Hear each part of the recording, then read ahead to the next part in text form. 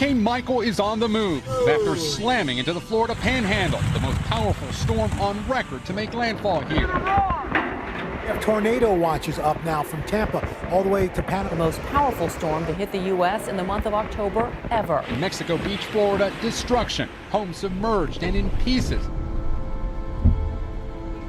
We are about 25 minutes away from Mexico Beach. We're getting closer to where the storm actually made landfall.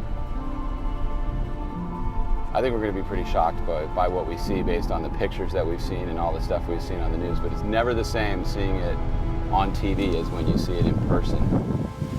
The most damaging hazard associated with a hurricane is storm surge. It's the ocean rising. It's wind-driven water that rises to great heights. And so we saw, 13, 14, 15 feet of ocean water rise and literally knock homes down and push them back in, far inland and wipe out the community. The reason we don't learn that lesson about storm surge is because those who fail to typically evacuate and heed the warning for evacuation and experience storm surge don't live to tell about it.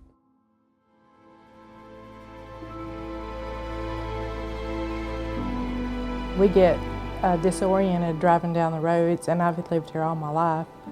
We don't have the trees for landmarks or buildings. It's sad. They're gone. There were like apartment condo units here.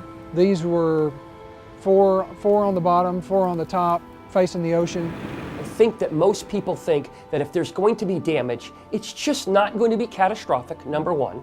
And number two, the insurance company's going to pay. I mean, I bought insurance. So what are the odds on there being a destruction? And what are the odds on if there's destruction that I'm not going to get paid? I see all of these wonderful places and the trees, and it's just devastating.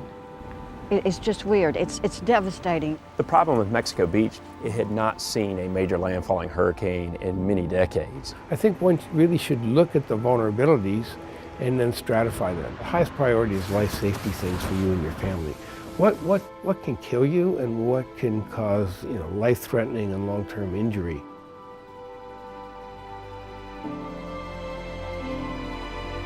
These pilings are the 40-foot pilings, 12 feet above ground, 28 feet below ground, and we have 3 rows of those that support our concrete house. The wall, the form, is set on top of our girders that are concrete. The girders have rebar that come up out of them and extend into this space.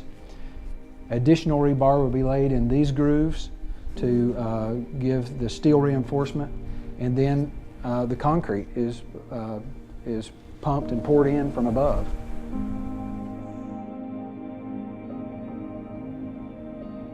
No doubt about it, insurance is the first line of defense. FEMA cannot make you whole. And there's this myth that we're going to come in and rebuild your house or put your life back together, and that's just not it. Those who are insured versus those who are not will recover much quicker, and there's a direct example of that in Houston, Texas.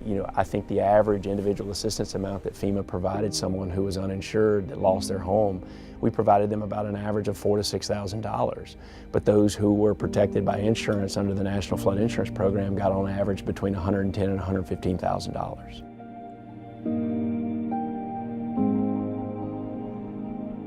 Never pay anybody in cash, never pay anybody up front.